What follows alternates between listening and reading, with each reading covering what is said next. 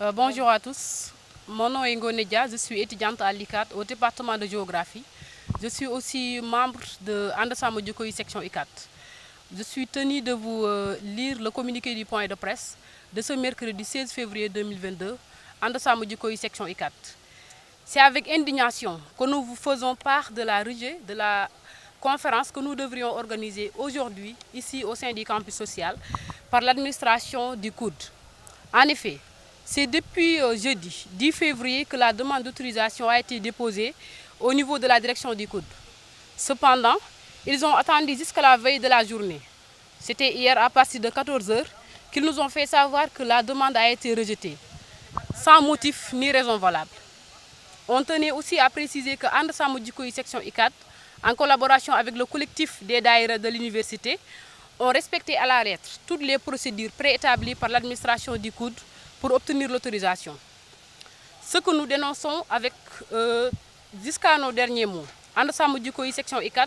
doit être une association au même titre que toutes les autres ici au sein de l'université et aux yeux de l'administration du COUD. Nous ne pouvons pas accepter les propos de la direction du COUD comme quoi il existerait une soi-disant loi qui interdit les points de presse ou conférences ici au sein de l'université. À vrai dire, ces propos sont archi faux. Et les preuves en disent long. Et les faits disent largement le contraire. Des associations et mouvements organisent leurs conférences, leurs points de presse ou autres manifestations quand ils le souhaitent ou ils le souhaitent sans être contraints par rien ni personne. En plus de cela, à notre grande surprise, cerise sur le gâteau, l'administration du COUD nous fait savoir que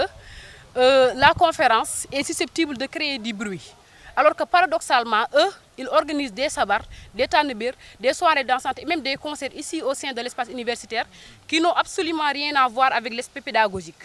Et aussi, ils ne se soucient même pas de la quiétude des étudiants qui y résident. C'est pourquoi nous dénonçons ardemment cette injustice et nous n'allons pas en limiter là. Nous savons unanimement que les raisons pour lesquelles ils n'autorisent pas cette conférence est intrinsèquement liée à la personnalité des conférenciers, qui sont nuls autres que le professeur Cheikh Omar Diagne et le coordonnateur national de Andesama Djokoyi Serigne Ababakar Mboup. Par ailleurs, nous savons tous que l'université Cheikh Anta Diop de Dakar est et restera à jamais le lieu privilégié d'ensemencement et de préservation des valeurs socio-culturelles propres au pays de la Teranga. La jeunesse estudiantine, consciente, bien formée et imbue de valeurs positives, est sans doute l'avenir du pays. L'université, réputée pour son universalisme des valeurs dans la formation des cadres, ne restera pas un simple spectateur dans ce combat. Les étudiants de l'université Cheikh Anta Diop de Dakar ont leur mot à dire dans la lutte et nous exigeons l'arrêt de l'agenda satanique imposé par l'oligarchie mondialiste et les forces obscures théoriciennes d'un nouvel ordre mondial. L'homosexualité ne passera pas ici à l'ICAT et surtout au Sénégal. Et nous savons tous qu'il y a eu une évolution du vocable contre nature, selon l'ONU. En effet, l'homosexualité et les pratiques similaires ne font plus partie de la classification internationale des maladies. Notre pays a bel et bien signé et ratifié les propos selon lesquels l'acte contre nature est retiré de la classification internationale des maladies. Et c'est au même titre que les traités ou conventions. Ce qui montre que ces traités ou conventions-là sont en dessus de nos lois, ce qui veut dire tout simplement que l'article 319 de notre Constitution n'a plus sa raison d'être. Donc, Monsieur le Président de la République du Sénégal, Monsieur Macky Sall, vous n'êtes pas en dessus de nos lois ni en dehors de celles-ci. Vous êtes dans l'obligation de respecter la volonté du peuple, car seul le peuple est souverain. Les normes juridiques sont exclusivement sécrétées et validées par les normes socio-culturelles dans tous les pays de droit. C'est la raison pour laquelle nous ne devons pas rater ce train de l'histoire, car c'est l'avenir du Sénégal qui est en jeu dans cette bataille contre l'homosexualité. Par conséquent, nous demandons à tous les étudiants à venir massivement adhérer à notre rassemblement que nous allons organiser dimanche, Inch'Allah, le 20 février à la place de la Nation, ex-place de l'Obélisque, à partir de 9 h. Pour tout simplement dire non à l'homosexualité au Sénégal, mais aussi pour arrêter, exiger l'arrêt de l'agenda LGBT+ au Sénégal. La lutte vient de commencer et se poursuivra jusqu'à ce que la volonté du peuple soit la seule et unique préoccupation du président Macky Sall. L'État, car seul le peuple est souverain, embat l'homosexualité au Sénégal, vive les universités de valeur dans les pays de valeur, vive Andesama Djokoyi section ICAT et que le combat continue. Merci beaucoup. D'abord ki wax ak yéen mooy Serigne Mamour Mbacké ici à l'université donc je peux continuer donc loolu li nga xam ne moo waral daje bi fii nii mooy benn conférence boo xam ne bëggoon nañ ko organiser mu waroon a nekk tey jii à partir de 15 heures ñu defoon nag li nga xam ne moom la ñu war a def en tant que ay étudiants mooy dem ci administration muy kuddu ñu def ñu déposer fa ñu introduire suñu demande pour def conférence boobu ñoom ñu toog ba démb vers 14 heures ñu notifié ñu comme quoi que la conférence a été finalement interdite ce qui est anormal parce que li nga xam ne mooy problème bi mooy joxuñ ñu benn raison boo xam ne valable na ndax li ñu wax mooy déjà criminaliser nañ homosexualité wax tamit daan ne ay bruit lay créer ak yu demee noonu te léegi loolu bu ñu xoolee li nga xam ne moo nekk ci li ñu fi bind ay li nga xam ne mooy règlement intérieur bi naka noonu bu fekkee it dañoo xool li nga xam ne moo fi am dañu gis ne li ñu wax ak li nga xam ne moo nekk di am dafa contradictoire c'est paradoxal pourquoi parce que chaque jour chaque semaine ñu gis fi ay organisation yoo xam ne wala ay événement yeneen yoo xam ne mbirum sabar lu demee ni tànn béer ak yeneen yu demee noonu ba ci ay concert ak yeneen yu demee noonu yoo xam ne dañ ko fi organiser kon loolu warul mën a nekk motif boo xam ne war na mën a tax ñu bañal ñu li nga xam ne ñu ngi ko bëggoon a organiser muy ab conférence boobu nag ñuy leeral daan ne li nga xam ne moo nekkoon thème bi mooy le rôle de la jeunesse dans le combat pour la préservation des valeurs morales donc loolu ñi ko waroon a organiser tamit nekkoon professeur Ababacar Mboup ak professeur Cheikh Oumar Diagne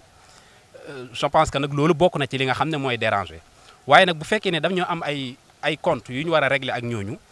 étudiants yi dañoo am ay droit war a mën a exercer sunu ay activités fii nii ci université bi ci loolu may laaj ndax ndax ànd sàmm jikko yi wala étudiants yi bokk ànd sàmm jikko yi amuñ droit comme yeneen association yi fi nekk di fi tenir seen ay activités waaw wala déet may laaj tamit gannaaw interdire nañ li nga xam ne moom lañ bëggoon a def muy ab conférence ñu jox ñu ay raisons yu ñu mën a maanaam lu leer lu ñu mën a téye ay lay yoo xam ne danañ ci mën a jàpp ndax ba léegi joxuñu lenn loo xam ne mën nañ ci jàpp te puisque ça fait partie de nos droits donc ils doivent nous université bi buñ ne préservation des valeurs fii dafa nekk temple de savoir kon waaw fii dafa nekk bërëb boo xam ne xam-xam moo ko tax a jóg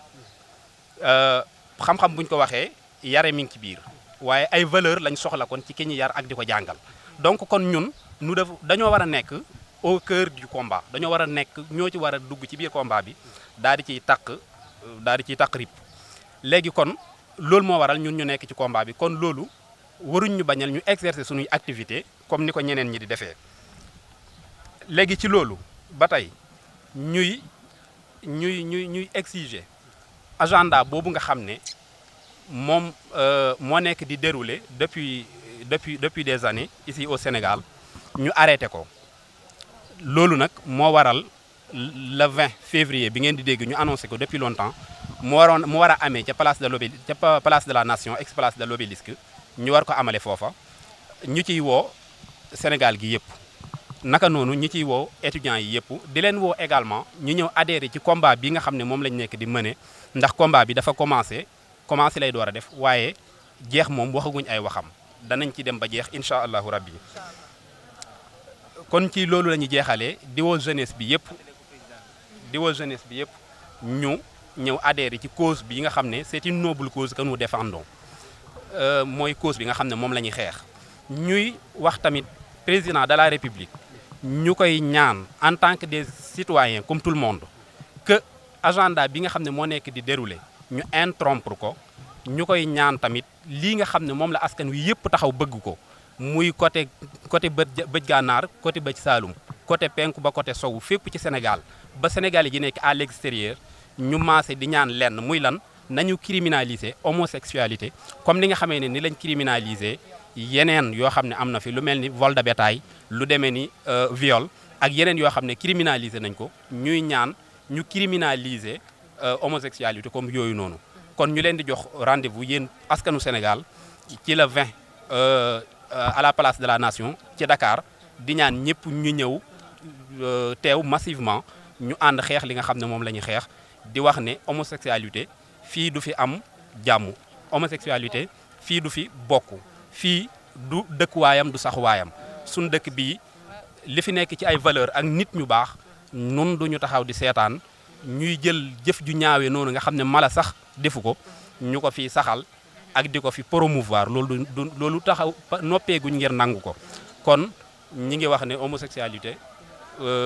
na jëm ca suuf waaye valeur du Sénégal na jëm ca kaw di leen jaajëfal yéen ñëpp wasalaamaaleykum wa rahmatullah. Seydina Omar Kaba coordinateur ànd sàmm jukki yi section UCAD. tey ñu ñëw fii gis ni bés bi conférence bi amatul. léegi lan moo tax conférence bi amatul. conférence bi li tax amatul mooy waa COUD démb ci à partir de 14h la ñu informé que seen conférence bi mënul am pour des raisons yoo xamante ne ñun sax dañ koy ignorer ndaxte teguñu lu palpable lu ñu mën a teg suñu loxo. parce que man en tant que coordinateur def naa li ma war mooy ñu jaar procédure normale bind suñu demande depuis le 10 dugal ko COUD. léegi nag ñoom au lieu ñu traité ko à 48 heures de l' événement ñu war maa informer xam sama conférence dina am wala du am lundi lañ ma woo ne ma faw nga bàyyi ba suba à 24 heures de l' événement démb laa fa dem 11 heures ñu ne ma nag léegi sa conférence mënul am mais liñ ma tegal laa mënul a nangu mooy fii nii dañ fi ay conférence mën nañ fi autoriser des daara de ay daayira wala ñu autoriser ay conférence ay hadara mais sa conférence mënuñu ko fi def man nag pour quelle raison ban texte nga may tegal nga ne ma lii moo tax lii mënu fee am parce que ci université lañ nekk ci université lañ dëkk xam nañ les réalités universitaires léegi nag boo nekkee université nag ñun chaque jour ñu ngi fi organiser des conférences ay sabar am na fi récemment concert am na fi léegi nag loolu ñu ne pourquoi ñun ñu bañal ñun li ñu bëggoon. est-ce que nekkul tamit yooyu ci week-end lay am te lii un jour ouvrable. mais nañu informer à temps dañ dugal suñu demande depuis le 10 mais lu tax ñu bàyyi ba dernier moment pour ñu informer pour ñu jox mënuñu sax wax loo xamante ne c'est-à-dire mën nañu rassurer loolu suñu problème en fait.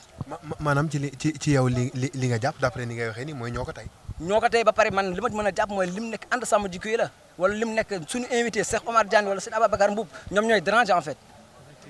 ñoom ñooy déranger. parce que ñoom loolu lan la wax. non liñ c'est-à-dire seen justification man moo ma rassuré wul parce que dañ ma waroon justifier ne ma lii moo tax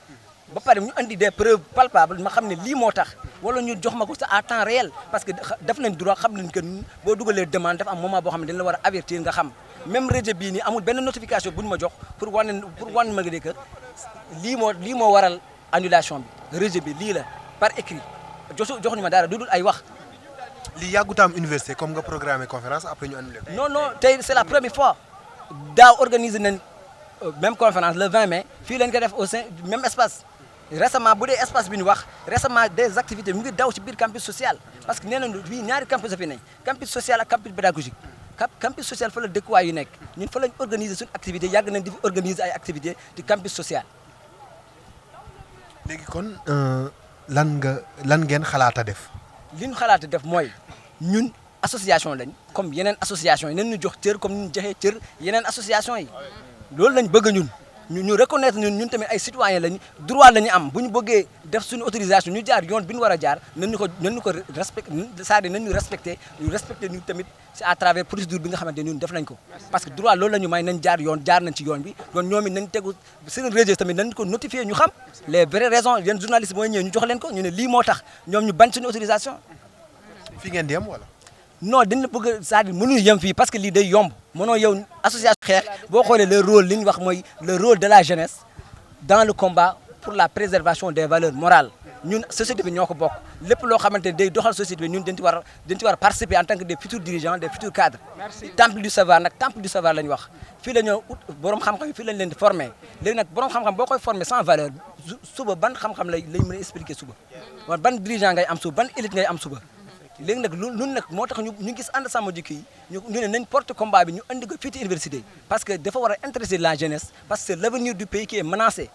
est-ce que raxoo leen ci politique. raxuñu ci benn politique amul benn connotation politique ci ak suñu activité des invités lañu am andi leen ñun li ñu wax COUD moom lañ leen di wax mooy amul benn politicien boo xamante ne mu ngi suñu ginnaaw wala yu mel noonu suñu activité bañ koy organiser pour sensibiliser suñu morom xamal leen que carrément suñu activité ànd sàmm jikko lii la suñu société ñoo ko moom kon ñun en tant que des jeunes ñoo war a préserver suñu valeur voilà. le mot de la fin. ñu ngi leen jaajëfal leen presse bi yëpp dinañ wax ne tamit ñu ngi leen di invité le 20 février dinañ def suñu rassemblement buntu pavillon A pour dem participer ci parce que ay citoyens lañ dañ bokk ci li nga xamante ne moom mooy société bi dañ ci am kaddu également en tant que des